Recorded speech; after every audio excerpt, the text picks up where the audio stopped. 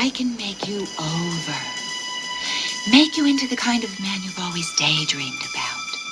The kind of man women want most, and men want most to be. A hunk. Handsome. Tanned. Toned. Rich Bradley. Successful. Admired. What's all this gonna cost me? Oh, you're sold, silly boy. It's the age-old question, what are you willing to give up to become irresistible? We're still up all night, and this episode, we watched Hunk. Hello, everybody, and welcome to USA Up All Night with me, Rhonda. Hi, I'm Gilbert Gottfried, the comedian in the cupboard, for USA Up All Night. In this movie, you'll see two of your favorite stars. Now, if you drink enough beer, you'll start seeing more of your favorite stars.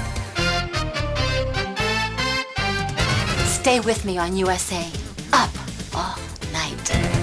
Welcome to Still Up All Night, the best, the first, the only podcast that celebrates the films of USA Up All Night. I'm Travis Yates, joined by my handsome co-host, Rob Cady. Rob, how's it going?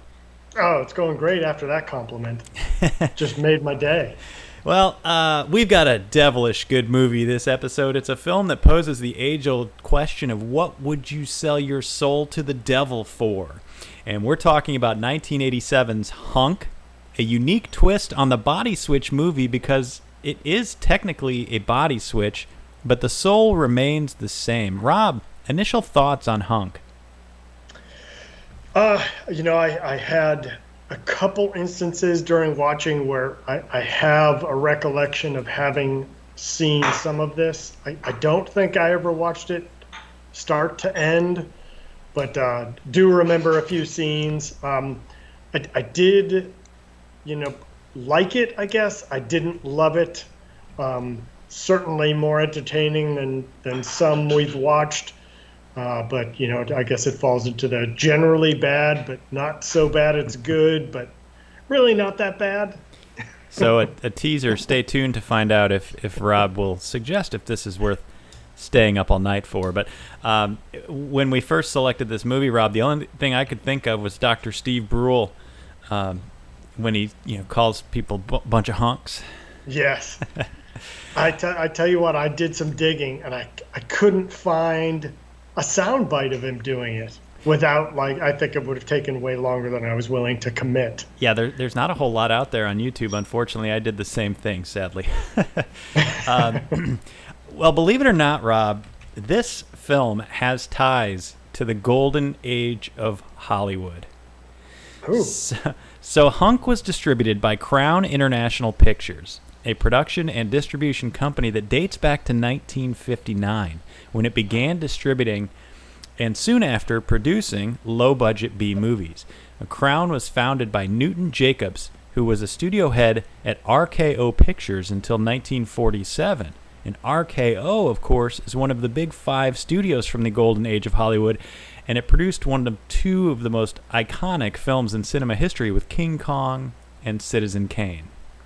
Oh wow! That's all new information to me. Yeah, so there's a very unique tie-in with the American Film Institute's #1 film of all time, Citizen Kane. It's not too far of a degree of separation to Hunk, if you can believe that. So films released by Crown International Pictures would become a staple of drive-in theaters through the 60s and 70s. And Jacobs ran Crown International until 1988 when he died in a motorcycle accident. Hunk would actually be the last film released under Jacobs' regime there, and the company would only release 2 more films. Ready for this, Rob? The first, My Mom's a Werewolf, a.k.a. the film we covered in episode 2 of Still Up All Night, and then Malibu Spring Break was the final film that it released. Well, in their honor, I wonder if Malibu Spring Break is on the docket for USA Up All Night. Well, weirdly, there was a large gap between My Mom's a Werewolf, which obviously was made in '89, and then the Malibu Break was made in 2003. So that's a really weird. I wonder if they I'm not sure how that came to be after a 13-year span. So, but because it was so far removed now from this film, I didn't bother to go down that rabbit hole. No, I don't blame you for that. So Hunk debuted on USA Up All Night on April 9th, 1989 as the first film of the show. It would air, ready for this, Rob, a total of 15 times, with its last airing on February 13th, 1998. Now, Rob, we've discussed before on this show the shift by USA Up All Night in the mid-90s to more serious movies with bigger budgets. But when you look at the lineup over time, it looks like in alternating weeks, they would still include a third movie slot in there, the 3 a.m. Eastern time zone slot. And they'd have these kind of more classic USA Up All Night films like Hunk that ran in 98 that we've come to love so much. So interesting there with the lineup. Hunk was written and directed by Lawrence Bassoff, who was a USC Film School graduate hired by Crown International to write and direct the 1984 film Weekend Pass. And Hunk would be the only other film on his resume, and I found very little info on Lawrence Bassoff other than these two films. Rob, did you uncover anything in your research on this guy? I did not. That was going to be my immediate question to you, if you were able to find anything, because I got nothing after this. Yeah, we might have Go ahead. Sorry, go ahead. I was just going to say, which is weird because he both wrote and directed this, and to just vanish like that. Yeah, especially with Crown International, who they had a treatment. Somebody there at the studio wrote a 14-page treatment for Weekend Pass and then hired Bassoff, I'm not sure if I'm pronouncing it correctly, but hired him to then write a full screenplay and direct it. And so they obviously went back to him 3 years later. They must have been happy with Weekend Pass to bring him back on board again. So very odd in the heyday of low budget B movies, mid 80s, from between 84 and 87. No work, nothing on his resume, nothing. So very interesting case there. We might have to dig a little deeper into that.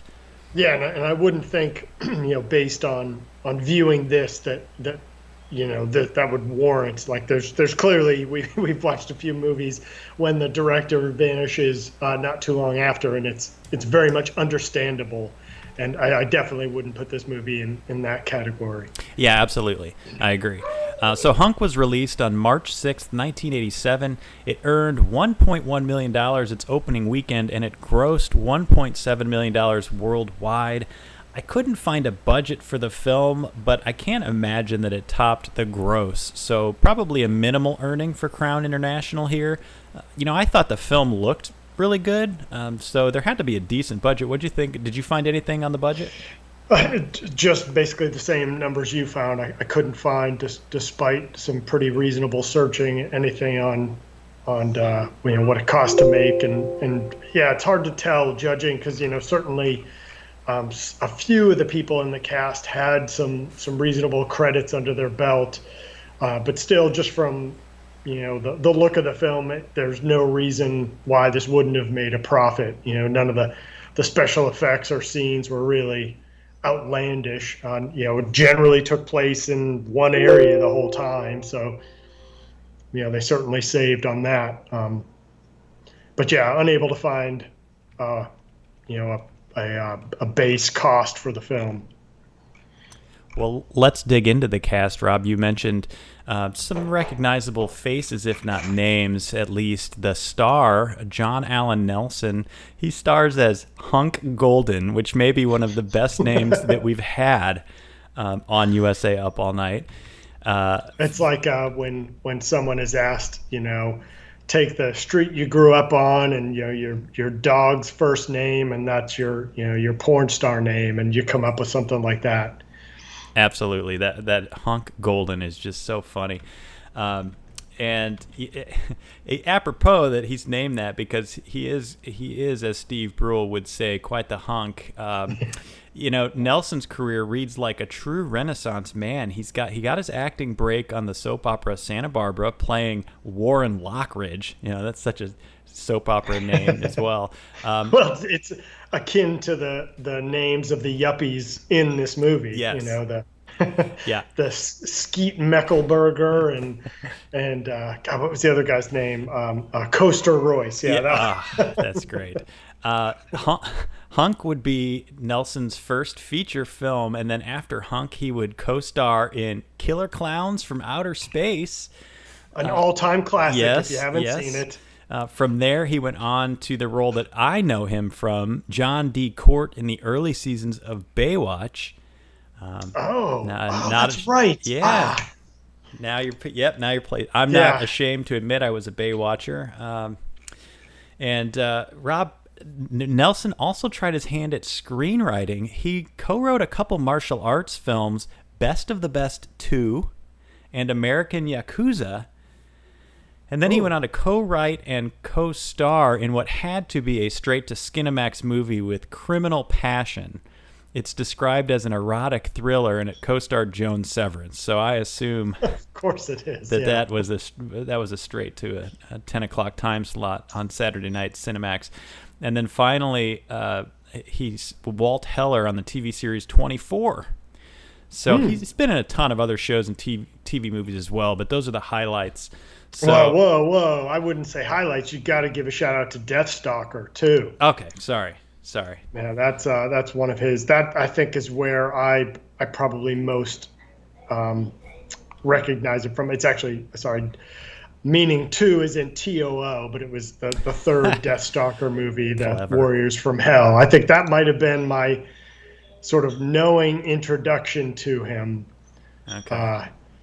But I'll tell you what, the best of the best, 2 is okay, but if you haven't seen the original, so good.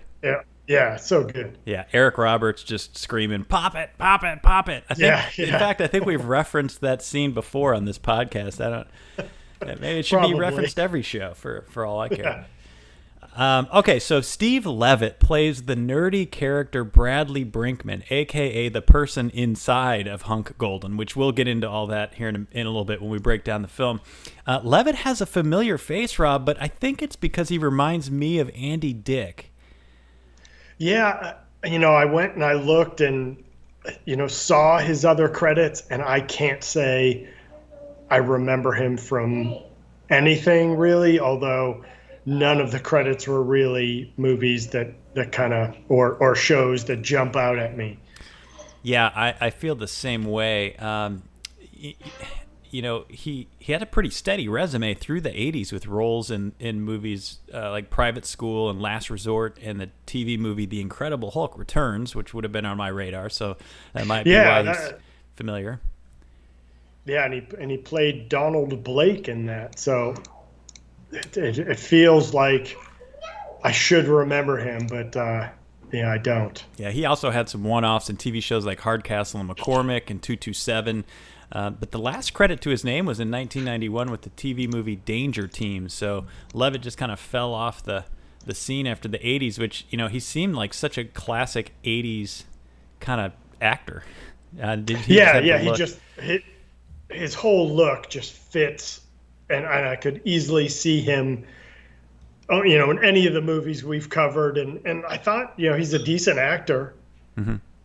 Yeah, I didn't find really any performance in the movie to be bad at all.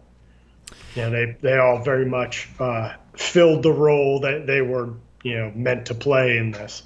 Yeah, there was some back and forth with the direction of the film that I think might have hurt them a little bit, but again, we'll get into that in a bit. So we have 2 female leads in the movie. We have O'Brien, played by Deborah Shelton, and she's got a long resume of film and television dating back to 1976, but she's perhaps best known for her 3-year run on the original Dallas series from 1984 to 1987 as Mandy Winger.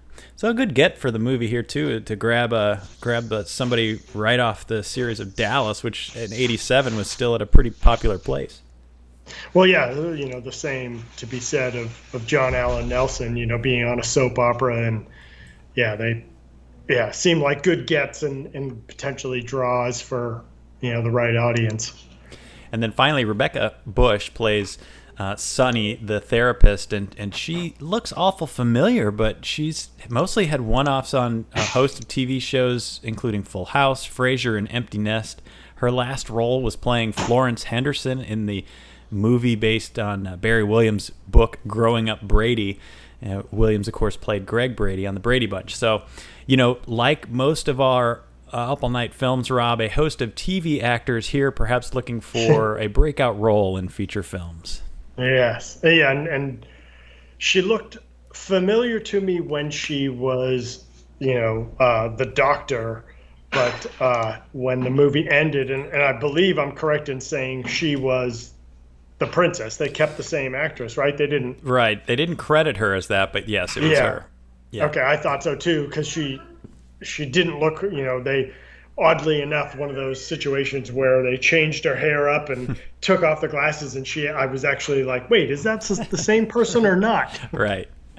Well, let's just jump into this then and make sense of what's happening here. Our film opens up with John Allen Nelson, a.k.a. Hunk Golden, waking up in his beach house, and we get a montage of him lathering up in this outdoor shower, rubbing down his abs, pulling up his pants, blow drying his hair, kind of reminiscent of, that montage at the beginning of Hot Times at Montclair High, but just with only one guy.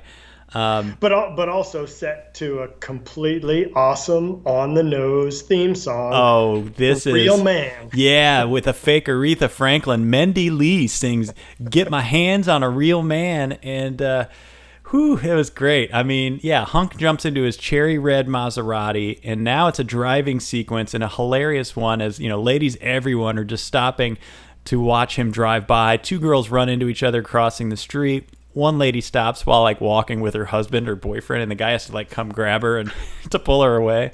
And then a trio of ladies just drop their shopping bags. And, we just know we're in for some good, real 80s goodness with this opening sequence. Well, I love too that, that's totally the gender swapped version of what typically, in these movies where the guys would be arriving on the beach for spring break, and at every turn, beautiful girls would be walking by in their bathing suits, and they'd be doing exactly what all these women were doing. So, yeah, I enjoyed that little moment. Yeah, I did too. And, we talked about it before the show. This is one of the reasons why we picked this movie, is because it seemed to kind of switch the genders that we're used to seeing exploited here. And yeah, it didn't take long for them to exploit John Allen Nelson's body in that opening sequence.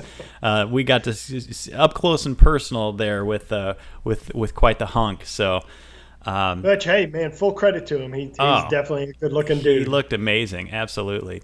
So Hunk goes to a therapist's office, and that's where he meets Dr. Sonny Graves, played by Rebecca Bush. And he explains to her that he and Bradley Brinkman are almost out of time. And the therapist says, "I'm listening, Mr. Golden, in what appeared to me to be a failed Jaws zoom effect, where the foreground object stays the same but the background gets closer. It looks like they tried it for that shot, but it didn't quite work, but they kept it anyway." It was kind of jarring, but... Well, I love, too, the effect where even though they're in a totally well-lit doctor's office, his face is shadowed the whole time, even though you can, clearly see him. It's still shadowed, you can't quite tell how good-looking this guy is. Well, and I also... I started to wonder if, did this movie get so deep that we're already getting an implicit message, that he's Bradley on the inside, so, he feels faceless, they covered his face intentionally with a shadow and maybe I was probably reading too much into it, but from the critic standpoint, I'm always... trying to find those implicit messages that are being sent to us as viewers, and possibly that could have been a choice made there, but so maybe. Okay, so in a flashback we meet the real Bradley, who works as, I think, a computer programmer. His boss, Konstantin Konstantopoulos, did I say that right? Of Konstantopoulos Computers. I love the name. Yeah. Konstantopoulos. There it is. Yes. Konstantopoulos Computers. Yeah, and I'm like yourself, very confused by the computer programming, because it somehow sounds like they computer program, but the output is a book. Right. Yeah. I was really confused by it too. Yeah. Constantine Konstantopoulos is admonishing Bradley's poor work because he hasn't been the same since his girlfriend left him for her aerobics instructor. And, Bradley types into his computer that he'd sell his soul for a money-making program. And this ominous bird appears on his screen, and then all of a sudden it starts pumping out a program called the... Yeah, I want to say it was some sort of Egyptian symbol, but I haven't been able to confirm that. Yeah. It was the Yuppie program is what it ultimately popped out, and it was a multi-compatible lifestyle budgeter, and this thing was like went super big, and Brinkman got a huge royalty check and the summer off to go write whatever program he wanted for Konstantopoulos computers. So that's how we get to the beach. And Bradley rents an old beach house on Sea Spray Beach where the rich and the beautiful hang out. And this is where he meets resident busybody Chachka, who takes him... perfect way to put it, the resident busybody. Yeah. Who there at the end, I want to circle back to Chachka, but she takes him on a Sea Spray Beach tour and introduces him to an obnoxious group of yuppies. And even though not before, getting a 5-finger discount from something in the house. Oh, right. Yeah. She collects trinkets and what did Chachkas? Yes. Hence the nickname. Yeah. So the yuppies, even though they treat him awful, he wants to fit in with them. So he goes and maxes out his credit card, fixes up his beach house rental. He goes to the local nightclub and invites everyone to an open house at his beach house. And he's also having these visions of a beautiful woman, first on the beach and next at the club, but he's the only one that can see her. And so you're like, what's going on with this? He's dancing with her in the club, but he's not. And it's kind of which awkward. was a great scene, just having him, do that dance, and then of course they cut back to someone else's perspective, and it's just this random lone guy out on the dance floor grooving by himself. Yeah. So, of course, the next day, no one shows up to the open house, and while Bradley sits despondently, the woman shows back up and introduces herself as O'Brien, a black magic sorceress, and offers to make him a rich, successful, handsome hunk in exchange for his soul. And she calls it a summer trial offer, and if he's not satisfied, he can have his old body back. But, of course, we know it's never that easy when dealing with the devil, and some sort of shenanigans will ensue. So and now I have to rewind real quick, because there was a special nugget in this movie. Yes. Back on the beach when he is first introduced to the local yuppie crew, all of course with amazing yuppie names, and anyway, in the background is Brad Pitt's first film appearance as an extra on the beach. It is a blink and you'll miss him moment. Yeah, absolutely. But it is most definitely Brad Pitt. You can clearly see him. Yeah, good catch, Rob. It's a hunky beach, obviously, because Brad Pitt's even there. Beach. So, yeah. All right. So the next morning we get the big reveal, and Rob, I just love the way this is shot. We see Bradley face down on the bed in a newly designed bed. It's Bradley, but he's tanned and muscular, and when he sits up, we only see him from behind. And this, of course, is now John Allen Nelson. And he is just ripped. I mean, his back is just ripples of muscles, and he. Well, I mean, you skipped over the transformation scene, which was pretty great in of itself. It's Bradley laying there sleeping, and suddenly, I don't know I don't even know how to describe how poor the special effects were, but basically this fake body gets pumped up with air. to give the appearance of him gaining muscle. And then, of course, they have to zoom into the package and expand that area as well.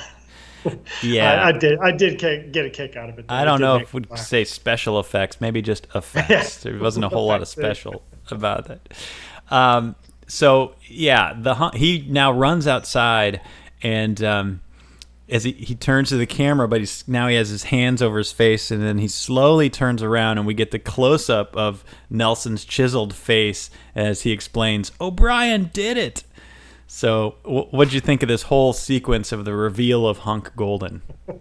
Like I said, it just was goofy fun. I appreciated it. That they actually made an attempt to show the transformation. Right. I think they have to get credit for that. And then, of course, him, stretching and then realizing, wait a minute, I'm jacked, and like feeling the muscles and running outside. And then, of course, encountering a mirror and being like, whoa. Right. Yeah. And he finds his driver's license, and that's where he learns that his name is Hunk Golden. Yeah, and I appreciate too that they didn't even attempt to play that seriously. Like even he goes, "Oh, geez," right? Like this is a ridiculous name, but. And I love that he stuck with it. Like as he goes and introduces himself, he's like, "My name's Hunk." He didn't want to go with anything else. He's just gonna stick with Hunk. So Hunk goes for a walk on the beach here in his new body, in a Speedo, of course. He runs back into the same yuppies, and they challenge him to a volleyball game. And Hunk is now apparently good at everything, and he embarrasses one of the yuppies, Skeet Mecklenburger, who you mentioned earlier, who was a former Dallas football player in the narrative here. Skeet goes after Hunk, and Hunk uses his newly minted martial arts moves to block Skeet's punch and knock him out. In one punch. In response, yes. Yeah.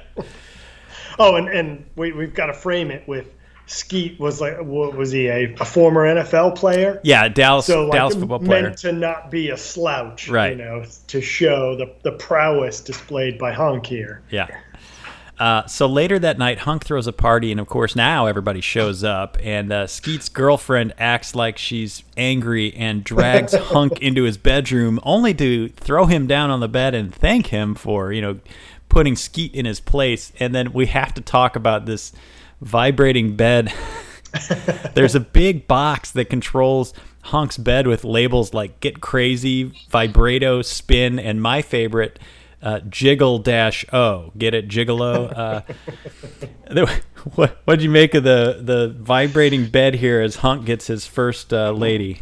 Well, the whole scene is just, this is when you expect the traditional turn to a normal USA Up All Night film where you expect the nudity to kick in, and of course it doesn't, and it plays the scene for comedic effect where they're both vibrating as she ups the ante on the bed, and cut to Chachka outside at a table trying to get a snack or something, and the whole table and she both starts vibrating too, because apparently it's that intense. Yeah, that's great. It's just shaking everything on the deck. It's hilarious.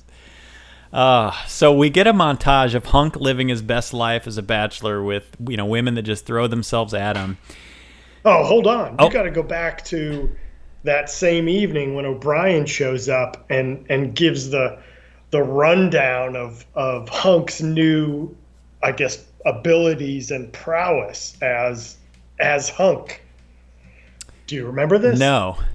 Oh, she says, you have the thighs of Sly Stallone. Oh, yes. The pelvis of Elvis, the navel of Arnold Schwarzenegger, the nipples of Robert Redford, the eyes of Paul Newman, and the schlong of King Kong. Oh, God.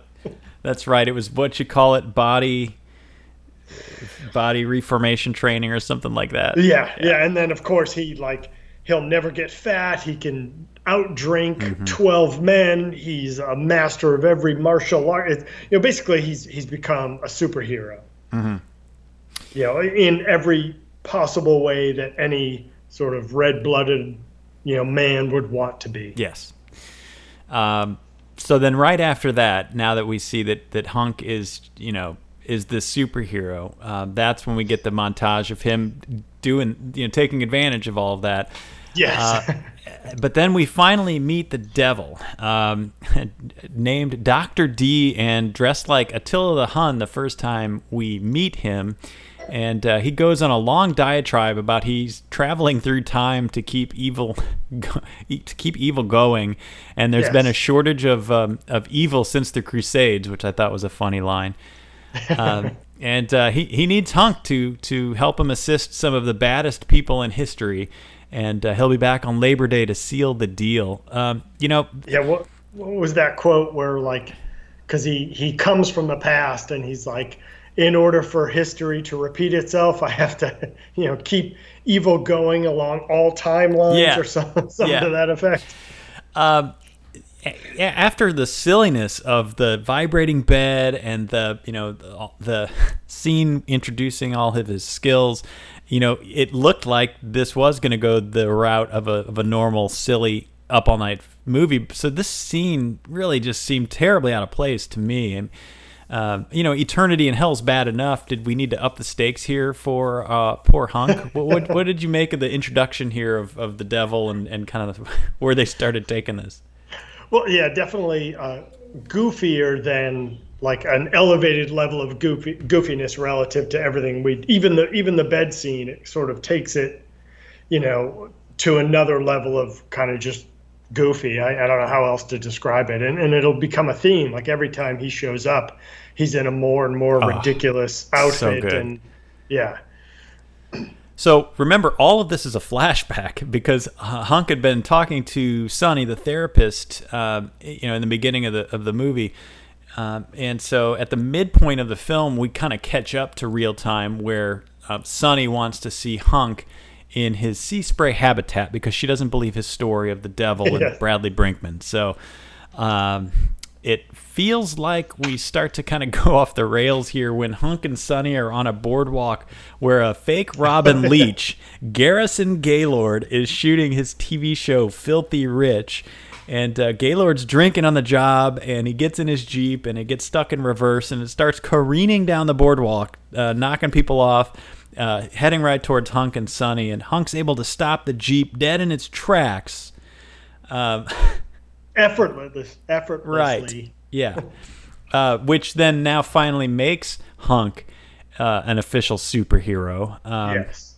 But there's a big twist now because back at Sonny's office, she and Hunk kiss, and then she's like, "No, I can't. I'm your therapist." And so after Hunk leaves, it's revealed that the therapist has actually been O'Brien this whole time. All along. Still trying to convince Hunk to take the deal by Labor Day, and that the Jeep stunt was just done to convince Hunk that, here you can be this superhero. And then Dr. D, the devil, shows up, this time dressed up like a Nazi, of course. Yes, of course. And bemoans about the good old days, which is so great, and claims that O'Brien is in love with Hunk. He says, "You're in love with another one." And O'Brien says, "I'll always come through for you, just like I did when I hid Al Capone's safe from Geraldo." And then the devil responded, "Oh, poor Geraldo." Such a great exchange. I did appreciate that joke. Yeah. Having watched that live, I really got a kick out of that line as well.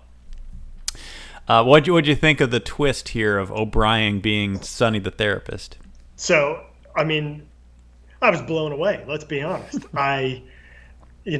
As I said at the start, I don't remember ever having watched this from start to finish. So, yeah, that totally caught me off. I thought it was going in a different direction entirely at this point, that ultimately, they would fall in love and there would be some sort of side component of that, but didn't think they would add that extra wrinkle of her being O'Brien. So yeah, they did a good job of keeping that a secret, and I appreciated that. We get some additional exposition on O'Brien's situation here. She owes the devil a soul a century, and it's been 99 years since her last soul, so this is why Bradley Brinkman's soul is so important. And the devil also teases turning O'Brien back into something, and she says, no, not that. So foreshadows that we know something later is going to happen with that. Yes. So we get another montage of Hunk becoming a national celebrity after appearing on Filthy Rich. He gets endorsement deals, acting offer, fans lined up outside his home, politicians are calling him. He eventually tires of it all and turns a garden hose on fans outside of his house. And there's a great scene where he's pulling into his home and the dejected fans are lining his driveway, frowning at him with their disapproval. And the camera zooms in on one guy who looks down at a Hunk action figure that he's holding and like slowly shakes his head and just throws it to the ground. That funny, best scene of the movie for me. Oh, best scene of the. I don't know about that, but I did like the scene. I did get a kick out of the sort of He-Man-esque action figure he had, and just of course dressed like Hunk with a sleeveless blazer on and the tie to go with it, but not having the physique to pull it off like Hunk does. And it was good. Yeah, one of the things from earlier, O'Brien said a Hunk has to set trends, and so one of the trends was ripping the sleeves off of a sport jacket and going around with just that and a tie on. So that becomes a skinny tie. Yeah. That's a running theme throughout the film. All right, so the night before Labor Day, Hunk is woken by Bradley Brinkman's body, who tells Hunk that they're keeping Bradley his body in hell in escrow. I love that. And admonishes him for becoming a jerk and hosing down his fans. And when Hunk asks how Bradley knew about that, Bradley tells him they're running it on Demon TV in hell and it's getting killer ratings. Another great little one-liner there. So the clock is ticking here. Sonny's goal is to keep Hunk awake past midnight, but then introduced out of nowhere is the fact that the beach club is giving Hunk the key to the beach, I think it was.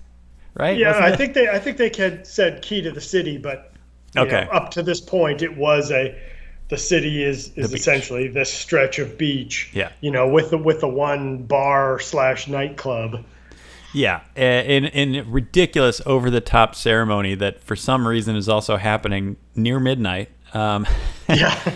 And then during the ceremony, Skeet Mecklenburger, our yuppie from earlier in the film that Hunk had knocked out, he gets some revenge here and hits Hunk with the giant ceremonial key, knocking him out. And while unconscious, Hunk has a dream where he started World War III on the beach of Sea Spray, and everyone he knows is dead. It's this comical scene of everybody lying on the beach and in kind of still frozen.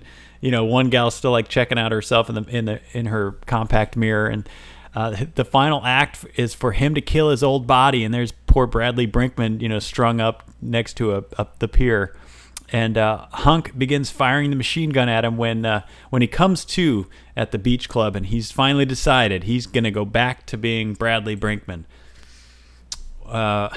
Any thoughts on this whole? Well, sequence? I love how it first kicked off, where he's on the beach with the devil and he's got the machine gun, but instead of actually firing rounds, he's like a little kid pretending to be shooting. I was like, wait, what? Yeah. There's a lot of things that you could easily miss, and it makes me think now, going back to that earlier shot with the shadow across his face, feeling like it was purposeful. It was intentional, yeah. All right, so Hunk and Sonny rush back to the beach house. Now remember, Sonny / O'Brien, and they rush back and meet the devil, who has no choice but to switch Hunk back to Brinkman. And I guess was a very unsatisfying climax to use that in a cinematic term, because like there was no face-off, there was no big battle between anyone. He's just like, I'm gonna be Bradley Brinkman, and the devil's like, okay, you're Bradley Brinkman. Yeah. So I partially appreciated that it was instead of like an actual standoff, more of a moral standoff of him, sort of acknowledging the situation and how it had changed him, and he didn't want to change, and he was better off going back to his normal self than living this life of luxury, knowing that he would have to pay eternally for it and result in World War III, as they keep alluding to. So I mean, it's not as climactic as you traditionally see, but I appreciated the moral side of things. All right, very good, very good. So because O'Brien failed to deliver a soul on time, the devil has to switch O'Brien back to this lonely person that she was when he found her 900 years ago, as he says, and she made the same deal with the devil that Bradley had made. But Bradley assures O'Brien she won't be alone, and when she's transformed, as you mentioned, she looks just like Sunny. And it's revealed that she was a princess who had a more beautiful sister, so she escaped and made the deal with the devil to become more beautiful. I was really disappointed with this. I expected, I don't know what I expected, but I didn't expect that. What was your take on the reveal of Sunny here? I can't remember the princess's name, and they didn't credit her. It was like, I think Lucilla. Yeah. Okay. I think, and it's revealed she has a more attractive sister, so that she ends up, penniless. Like there's no kingdom. There's nothing. It's an empty crown basically because of that. But now it's also 9 centuries later. Yeah. They tried to build that part up where he's offers them a second you could have an additional 6 months. Free of charge if you come back around to the evil side. And they're like, nah, we're good. And then, she becomes the princess and, cut to them on the beach a little while later and they share a kiss and we wrap things up. Bradley and Lucilla walking hand in hand on the beach with everyone wondering what happened to Hunk and observing that, Hunk must have rubbed off on Bradley and then freeze frame on the kiss. But now something that caught my eye that I don't know if they just threw this in for fun or if they were, if this was just meant to be, but Chachka kind of gives a little wink there at the end, making me think, well, if the devil's in the movie, who else is in the movie? And was it Chachka all along? So, something to think about. Yeah, I missed the wink, so I guess bad on me. It wasn't a wink necessarily, but it was like a smile. It was almost like she kind of. I'll have to go back and look. Did she even? She might have even looked at the camera, but just it was the look that she gave that made me think. Wait a minute, there was something there. This is deeper than I think we expected. I mean, certainly not. And we sort of discussed this, for a moment offline. That, you go in with certain expectations when you're approaching these USA Up All Night movies, and this one doesn't fit the mold. Particularly when you would see this hard body on the beach, you would definitely think along those lines, like, hey, we're going to be watching another Hard Bodies or Last Resort or teen sex comedy, and it has a little more to say than that, and a few more, winks at the audience, and maybe as you indicated, a few more tricks up its sleeve, directorially. Listen, we've got to track Lawrence Bassoff down and answer these questions because there's a lot to be answered here. Not a shocking ending here, Rob. We all saw it coming. No. What'd you think of the way it just kind of quickly wrapped up? I think you summed it up right there. It did seem a little bit anticlimactic. While I did say I appreciated the sort of moral component, it did kind of, end sort of flatly. But at that point you knew they would end up together and share a kiss on the beach, and that's how it would end. And I did, just like the intro, I did appreciate the awesome end credit song, total duet again. Look at us now, right? Yeah, completely describing what we're watching. Oh, so Rob, Hunk's theatrical release was received with negative reviews, but let's find out how it's aged since then. Unfortunately, Hunk doesn't have a tomato meter score from critics. They obviously didn't rush out to review this film. Nothing from Ebert, but plenty of viewers did. So, Rob, I always ask you, what do you think the audience score is for Hunk out of 100 on Rotten Tomatoes? Man, I'm generally bad at this. You said it was not favorably. Let's go 30%. Hunk has an audience score of 23%. Oh, man. Which is undeserved, if you ask me. Let's check out a few of the reviews on Rotten Tomatoes to find out what's going on. So Christopher M. gives it 3.5 stars and writes, a ridiculous, soul-selling premise with a twist of Revenge of the Nerds. It's clear that no one had a clue what a computer even did, but they shoehorned a computer programmer as the lead. Half the movie is about failing to be a yuppie, and the other half about failing to be yourself.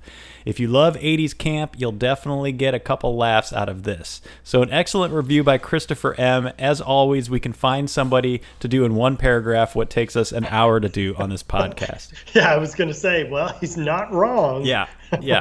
Ryan D. gives it 2 stars and writes, stupid story, but pretty guys. Even the computer nerd is pretty muscular. I don't know that I'd call him a computer nerd, though, since he writes programs on a word processor and prints them out.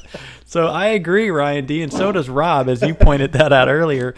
One of the problems I had with Hunk is that with the movie itself and with the Bradley character is that he was kind of like Ronald Miller from Can't Buy Me Love. I mean, slap a little mousse in his hair and he'd look pretty good. I mean, he's a smaller guy, but decent muscular definition while walking on the beach shirtless. Certainly nothing to be embarrassed about. Rob, definitely not what you would call like an unattractive guy. And the actor, I think, almost did him a disservice. Like he was better than that role would sort of offer, an actor to be. Yeah, do you think this qualifies as the classic trope of, taking the glasses and off the girl to show that she's pretty? Not really, because I mean they didn't. At the end of the day, they didn't change him at all. He became completely another human being. So it wasn't, there was no sort of trope or trick involved in that. They had to actually swap him out, which is a statement on Hollywood itself. Yes, exactly. In all the other movies, they'll do the glasses and the overalls and bad makeup or no makeup, but for the guy, they're like, no, we got to get someone totally. Yeah. Okay, so Brian J. is pretty harsh with 1 star, writing, I love James Coco in Murder by Death, so when I saw this for $1 in a junk store, I bought it. It was not worth the buck, not even to see James Coco. I didn't know movies with this poor of a script and acting could get made anymore, even in the 80s. So Brian must not have been a regular viewer of USA Up All Night, and at all. I disagree. I thought James Coco, we hadn't mentioned yet, but he plays Dr. D, the devil, in this film. I thought he was great. I mean, he always had a mischievous way of just delivering some clever lines. Like in the final scene when he's prepared a final meal for Hunk, and he's serving Titanic iceberg lettuce salad, killer tomatoes, and deviled eggs, and he just says it with such delight. I knew you'd get a kick out of that scene. And honestly, though, when he's first shown, when Bradley rents the apartment and there's a picture of the previous owner who was a sea captain, I thought it was a different actor entirely. And when they showed him as Dr. D, I didn't make a connection until Bradley was like, oh, you were the, look just like, and I was like, oh, I don't think he looks like him at all. Well, the first time we meet him, the devil, he's dressed as Attila the Hun. So that might be one reason why, too. I mean, he keeps changing outfits at so many different times. So, yeah, I didn't make that connection either until they made it for us. So, sadly, Coco died in February of 1987, just before this film was released. So bummer. He never even got to see it in the theater. Yeah. But a real fun final performance by James Coco, I thought. And then finally, we always seem to end with confused reviewers. So Saifu G gives it 1 star and writes, quote, one of the worst movies I have ever seen, perfect, with a smiley face. So It's terrible, but it's also perfect, and a smiley Well, face. maybe that's a wink and a nod to USA Up All Night. Maybe movies. it is, but then it should get more than 1 star, I would say. Well, yeah, absolutely. Okay, Rob, so we've heard from the reviewers. Now it's your turn. Where do you stand with Hunk? Is it a movie worth staying up all night for? I think I'm going to have to say, coming in to our discussion, I was going to say probably not, but I think you turned me around on this one with some of the points you made, and I'm going to say yes. Awesome. I think it has enough offerings to entertain. Yeah, this certainly wasn't one of my favorite movies we've watched for Still Up All Night, but I'm going to say yes as well. I found John Allen Nelson endearing at times as Hunk Golden. I'm a bit surprised he didn't become a bigger star in the 80s, Rob. I mean, I am too. When I looked him up, I feel like I have more memories of him in stuff than when I look at his IMDb, and I'm like, well, maybe I saw him in that, but I didn't really watch that show regularly or anything. Yeah. I thought, and don't laugh here, Rob, but I thought he showed a lot of range in this movie because he kept switching between, this vulnerable Bradley Brinkman and then also the suave Hunk Golden. And so, you kind of, you got some range here out of him. And even when he became tired of the fame and frustrated, like, I thought he sold that fairly well. Of course, that was also a big problem I had with the movie because the character motivations would constantly shift. So, like, he'd be mad 1 minute, but then right before that, he'd be enjoying it, Yeah. And so 1 minute you feel sorry for him, and the next he's acting like a self-absorbed womanizer. Sunny went from telling Hunk she loves him as O'Brien to devilishly turning on all the appliances in the house to ensure that he doesn't fall asleep and miss the meeting with the devil. So, there. Part of that was the script, I'm sure, which I mentioned earlier. So I think that they only had so much to work with. But the film opted for cheesiness, but you can also find some messages in here if you want. Oh, absolutely, absolutely. Certainly, becoming someone you're not. The trappings of celebrity worship was a huge message in this film, and it had some really funny moments, especially the banter between the devil and O'Brien. So I agree, and I'm glad that you've changed your mind, and I say it's worth staying up all night for as well. Well, I think a good point that someone somewhere in my research made was that Hunk and his, I just forgot his name, would have made a great Captain America. Oh yeah. And to think, around that time that a TV movie Captain America was made, and the guy, was a tall blonde dude. Yep. I don't remember who it was, but he wasn't very good. And I think they would have found more success pulling Hunk in. Yeah, John Allen Nelson. John Allen. That's what could have been. He's just Hunk. Yes. He's just Hunk for you. It's just Hunk forever for me now. Yeah, just forever Hunk. All right. Well, Rob, from one hunk to another, it's time to put a bow on this 1987 film. Any last thoughts on the movie? No, I think I'll have to echo, what you said. There's a little bit more to it than, when you initially walk in, you expect, and even it takes some of this discussion afterwards to go back in hindsight and really see that there is a message there more than you expect when you go into USA Up All Night film. That's right. We're doing it for you, breaking it down, finding the messages encoded within the Up All Night film series. All right, so until next time, beware of any associate of the devil promising you fame and fortune. Nothing good can ever come from it, I promise. As always, you can find us on Facebook and Twitter at Still Up Podcast, and we will leave you with another addition to the Still Up All Night soundtrack, Real Man by Mendy Lee.